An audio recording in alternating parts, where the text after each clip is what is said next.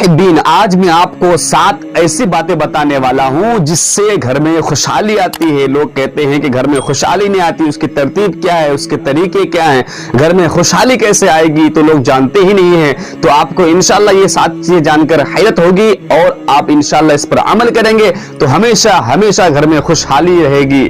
तो 7 चीजें ऐसी है जिससे घर में खुशहाली आती है। नंबर 1 कि गुनाहों से बचने और सच्चे दिल से गुनाहों को तौबा करना, माफी मांगना।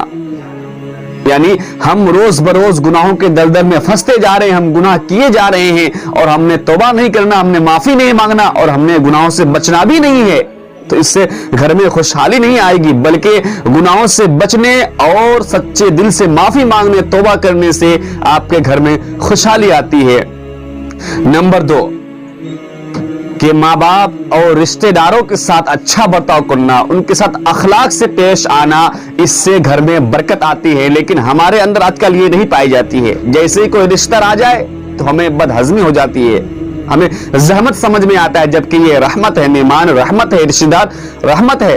और माँ बाप को उनको परेशान करते हैं, उनकी नाफरमानियां करते हैं और बाहर जाके लोगों से कहते हैं कि हमारे लिए दुआ करें, हम बहुत परेशान हैं, बेहाल हैं। हम मज़ारों पे जाते हैं, बुजुर्गों की दुआएं करते हैं, उनकी खिदमत करते हैं और कहते हैं कि हमारे लिए दुआ करे।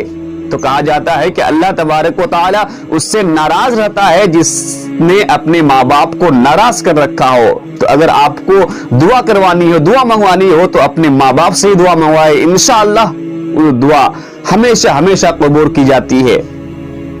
तो माँ बाप और रिश्तेदारों से अच्छा बर्ताव करने से घर में खुशहाली आती है। नंबर 3 कि कुरान शरीफ की तिलावत करने से घर में खुशहाली आती है।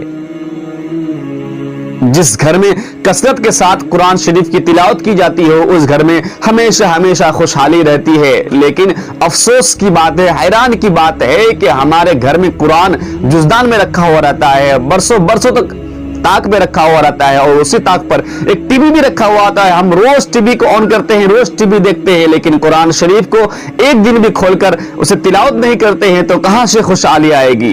तो अगर आप घर में खुशहाली चाहते हो तो रोज कुरान की तिलावत करो, चाहे एक आयत ही क्यों ना हो।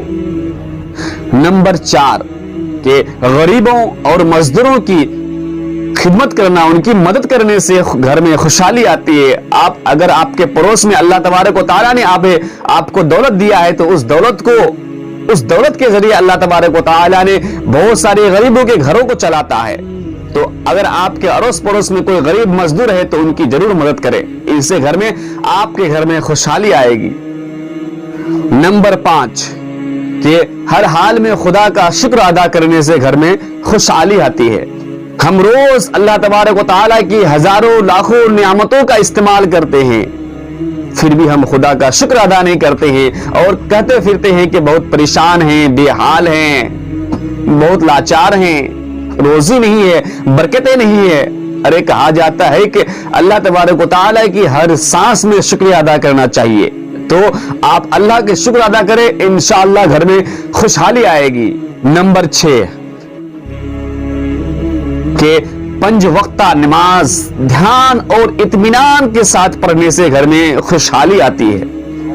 आज लोग, हम में ऐसे भी कुछ लोग हैं जो 5 वक्त तक क्या सिर्फ जुमा की नमाज पढ़ते हैं, और कुछ लोग ऐसे भी पाए जाते हैं कि जुमा तो छोड़ो, सिर्फ ईदैन की नमाज पढ़ते हैं। और हमारे नजर में कुछ ऐसे भी लोग हैं जो ईद की भी नमाज नहीं पढ़ते हैं, यानी कि उससे नमाज से कोई मतलब ही नहीं है, वो नमाज जानता ही नहीं कि नमाज क्या है। तो हमारे घर में खुशहाली कहां से आएगी। तो 5 वक्ता इत्मीनानी के साथ, सुकून के साथ अगर आप नमाज पढ़ते हैं तो आपके घर में इंशाअल्लाह जरूर खुशहाली आएगी। नंबर 7 ये बहुत ही अहम है और ये 7 नंबर जो है ये पहले पाया जाता था, अब नहीं पाया जाता है, कि नमाज फजर के बाद सूरह यासीन की तिलावत करना। इसकी बहुत ही बरकतें हैं, इसकी बहुत फजीलत है। जब आप पुराने जमाने में लोग कहते थे कि जब हम किसी गली से गुजरे नमाज फजर के बाद तो गलियों में से कुरान की आवाज आती थी, बुजुर्गें, औरतें, बच्चे सब कुरान की तिलावत किया करते थे, सूरह यासीन की तिलावत किया करते थे। लेकिन अब ऐसा माहौल नहीं है। अब जब आप नमाज फजर के बाद किसी गली से गुजरेंगे तो बिल्कुल सन्नाटा नजर आएगा, कोई भी आवाज नहीं आएगी, क्योंकि आजकल लोग 7-8 बजे सो कर ही उठते हैं।